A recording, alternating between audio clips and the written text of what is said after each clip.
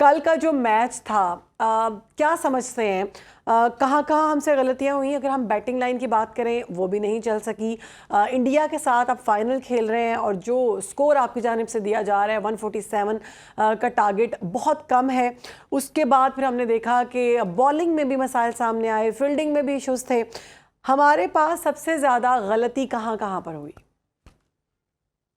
मेरा ख्याल है जी, जो सबसे खुशाइन बात थी कि पाकिस्तान की टीम की, वो ये थी कि जिस तरह का स्टार्ट मिला था ना पाकिस्तान टीम को, वो इतना बेहतरीन था जी हाँ। कि अगर आप 10 ओवरों को बड़ा माइन्यूटली देखें तो पाकिस्तान की टीम का पलड़ा बड़ा भारी था और 86 रन किए थे और इन 86 रन में सिर्फ एक खिलाड़ी आउट हुआ था।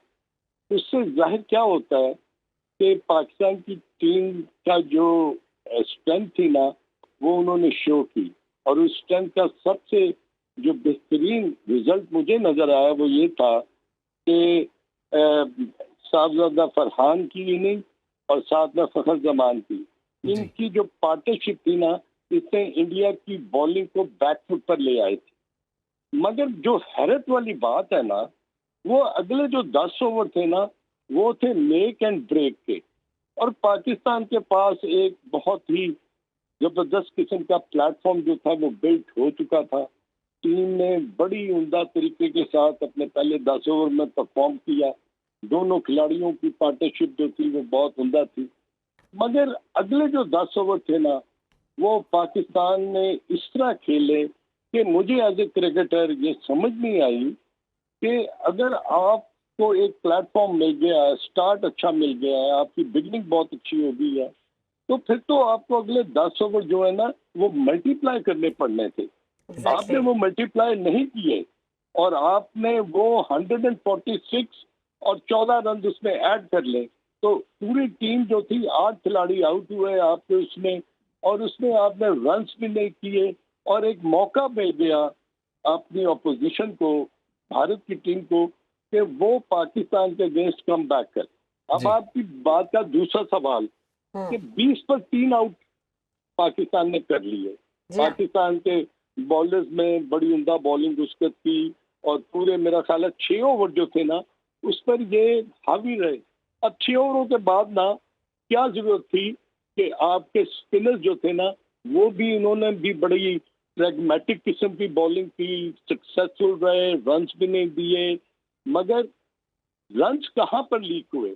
अब अगर 6 से आप 14 ओवर देखें तो 14 और 15वें ओवर के बाद जब आपने हारिस रऊफ को अपने 1 ओवर करवाया, उसके बाद आपने 3 ओवर उसके रहने दिए। आपको ये चीज पता थी कि आपके पास स्पिनर जो है उनको वो अच्छा नहीं खेल रहे, उनको वो जरा एहतियात से खेल रहे हैं, रन बॉल जा रहे हैं, 7-8 रन वो कर रहे हैं, रिस्क नहीं ले रहे, उनकी 3 विकेटें जो है वो उड़ चुकी हुई हैं, वो कंसोलिडेशन पर जा रहे हैं। तो वहां पर आपको ये चीज देखनी चाहिए थी कि जो आपके मेन स्टेज स्पिनर्स है ना, उनसे आपको पूरे अपने 12 ओवर जो थे वो करवाने थे। और उसमें से जो साइम अयूब ने 3 ओवर किए और सिर्फ मेरे ख्याल 16 या 17 रन दिए और 1 ओवर उसका बाकी था, उसका एक तो ओवर खान साहब, रोकने का। आपके ख्याल में फिर हारिस रऊफ से जो लास्ट ओवर नहीं करवाना चाहिए था? सबसे बड़ी गलती थी।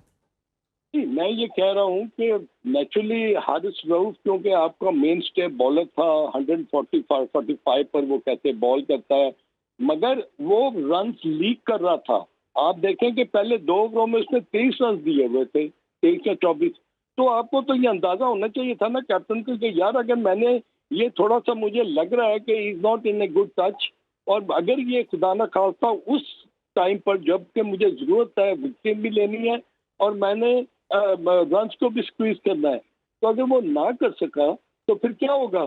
इसका आपने रिजल्ट देख लिया कि 2 ओवरों में उसने जो 23 रन थे उसमें और 27 रन का इजाफा हो गया। तो इंडिया के लिए एक 10 रन जो थे ना आखिरी ओवर में करना वो इतना मुश्किल नहीं होते। तो आई थिंक पाकिस्तान पहले 10 ओवरों में जीत की तरफ गामजन था, फिर अगले 10 ओवर में पाकिस्तान वो मैच हारने की तरफ गामजन था। पहले बिल्कुल बिल्कुल खान 20 साहब, रन आपने पर। दुरुस्त कहा कि जिस तरह से आपने मतलब बॉल बाय बॉल जो है हमें बताया है कि कहाँ कहाँ पाकिस्तान से कुछ गलतियां हुई, कोताहियां हुई और उसका खुमियाजा बिलाखिर हमें शिकस्त की सूरत में चुकाना भी पड़ा। अब आगे बढ़ते हैं। मैच हो गया, मैच पाकिस्तान हार गया, भारत जीत गया, लेकिन उसके बाद एक मजीद कंट्रोवर्सी जो है वो क्रिएट हुई। अब भारतीय टीम कहती है कि जी हमने तो ट्रॉफी मोहसिन नकवी से नहीं लेनी। उसके बाद इस चीज़ का क्या इम्पैक्ट पड़ रहा है सियासत का? दोबारा से हमने देख लिया कि फाइनल में भी वही कुछ हुआ जो कि पहले मैचेस में हमें देखने को मिल रहा है, और भारतीय टीम जो है वो ट्रॉफी के बगैर जो है वापस गई है। अब इसका ओवरऑल की जेंटलमैन क्रिकेट पर क्या असर देख रहे हैं आप? इमरान, आपने बड़ा जबरदस्त क्वेश्चन किया है और मैं समझता हूँ कि अब ये मौका आ गया है, ये वक्त आ गया है कि पाकिस्तान क्रिकेट बोर्ड को भी एक स्ट्रॉन्ग डिसीजन लेना पड़ेगा। क्या आप समझते हैं कि खाली ये पाकिस्तान और इंडिया का मैच था? ये तो दुनिया का हर कोना जो था वो मैच, क्रिकेट का मैच देख रहा था और देख रहा था कि किस टीम ने किस किस्म का बिहेवियर जो है वो कायम किया है। अब आप मुझे ये बताएं कि एक स्पिरिट ऑफ द गेम होती है, एक जेंटलमैन गेम होती है। अगर आपके जो प्रेसिडेंट है, देखें ये प्रोटोकॉल होते हैं, आईसीसी का भी प्रोटोकॉल है और एसीसी का भी है कि हमेशा जो उनका चीफ होता है, हेड होता है, वो ही ट्रॉफी देता है। तो जो अब हमें यहाँ पर बैठ कर पता चल रहा था कि हिंदुस्तान में ये बात हो रही है कि हमने जी मोहसिन नकवी साहब से ये ट्रॉफी नहीं लेनी। इसका ये मतलब है कि they have made up their mind before कि अगर हम जीते तो हम ये हरकत करेंगे। ये शर्म का मुकाम है, ये क्रिकेट कोई बेहतरी नहीं है।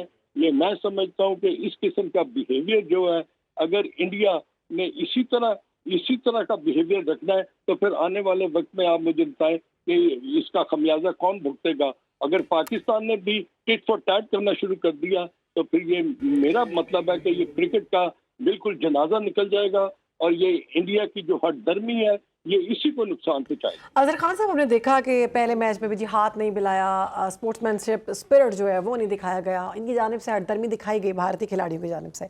आखिर में भी हमने यही सब कुछ देखा। भारत को क्या इस चीज़ का इल्म नहीं था कि मोहसिन नकवी के हाथों से ही ट्रॉफी मिलनी है? तो फिर आप मैच ही क्यों खेल रहे हैं? उनके अपने जो वज़रा हैं, पंजाबी के जो वज़ीर हैं, उनकी जानिब से भी ये तनकीद का निशाना बनाया गया कि हमारी जो फ़िल्में हैं वो आप नशर नहीं करते क्योंकि वो पहले से हुई होती हैं, लेकिन आप कहते हैं उसमें पाकिस्तानी अदाकारा हैं, लेकिन खेल आप बाद में खेल रहे हैं। जो भी आपका कन्फ्लिक्ट हुआ उसके बावजूद आप खेल रहे हैं, लेकिन आप तमाम रूल्स को फॉलो नहीं कर रहे। हमने देखा कि जो भारतीय कप्तान थे उनकी इंक्वायरी भी बिठाई गई, उन पे तहकीकात भी की गई कि ये क्यों किया, उनकी जानिब से बयान जो दिया गया दोबारा फिर वैसे ही उनकी जानिब से किया गया। कोई रूल्स रेगुलेशन नहीं है। क्या आइंदा से टीम पर पाबंदियां हों अगर कोई भी टीम इस तरह का काम करती है? देखिए, आपका क्वेश्चन बहुत रिलेवेंट है और बहुत बहुत इम्पोर्टेंट है और मैं समझता हूँ कि इसका जवाब जो है वो बहुत सिंपल और स्ट्रेट फॉरवर्ड है। वो जवाब ये है कि अगर इसी तरह की हरकत हिंदुस्तान में आने वाले मैचेस में भी करनी है तो कहीं ना कहीं पाकिस्तान को तो एक ना स्टेप लेना पड़ेगा और एक चीज़ बतानी पड़ेगी कि cricket is a game of gentleman. इसकी स्पिरिट ऑफ द गेम जो है, इसको it is run by 42 laws of the game और इसमें एक ऐड कर लें तो लॉ ऑफ कॉमन सेंस भी है। तो अगर आपने इसी तरह का बिहेवियर, इसी तरह का रवैया अगर आपने रखना है तो फिर आई डोंट थिंक सो कि पाकिस्तान जो है ना वो किसी वक्त भी, ये आपको पता है कि ये 3 मैचेस जो है ना, इससे कितना रेवेन्यू जो है वो इकट्ठा हुआ है इंडियन क्रिकेट बोर्ड को, ये मैं आपको बता नहीं सकता कि कितने उन्होंने इनकम जो इस मैच से की है। अगर पाकिस्तान ने कहीं किसी वक्त भी इनकार कर दिया ना तो आपको ये जो चाशनी और ये हैरत अंगेजी और ये दिलचस्पी जो आपको क्रिकेट में नजर आएगी ये खत्म हो बिल्कुल नहीं होगी। जाएगी। सर, हमारे पास ऑप्शन है कि आने वाले जो मैचेस हो हमारे इनके साथ, हम भारत के साथ ना खेलें?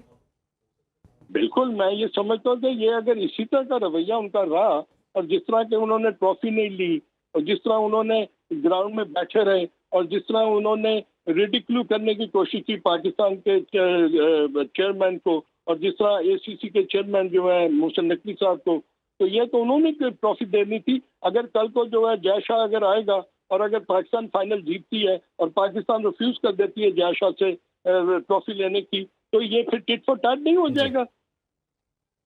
ठीक है जी, बहुत बहुत शुक्रिया। अजहर खान साहब हमारे साथ मौजूद थे और वो हो रही थी पाक भारत फाइनल मैच की जी जो कल हमने देखा और मैच भारत जीत कर जश्न नहीं मना ये सका। पहली टीम होगी जो पहली कि टीम जीत के भी चैंपियन बन के भी और ट्रॉफी जो है के वो बगैर ट्रॉफी के बगैर जो है ड्रामेबाजियां कर वो रहे हैं। और वो वर्चुअली ट्रॉफी उसमें सजा रहे हैं और खाली हाथ गए हैं। अच्छा, वो होता है ना, कुछ लोग होते हैं वो अपने फंक्शंस खुद ही तबाह करते हैं। खानदान में कोई ना कोई ऐसा बंदा ज़रूर होता है। भारत वो खुद है कि वो खुद जीतता है, फिर खुद ही अपने सारी सेलिब्रेशन को तबाह और बर्बाद कर देता है।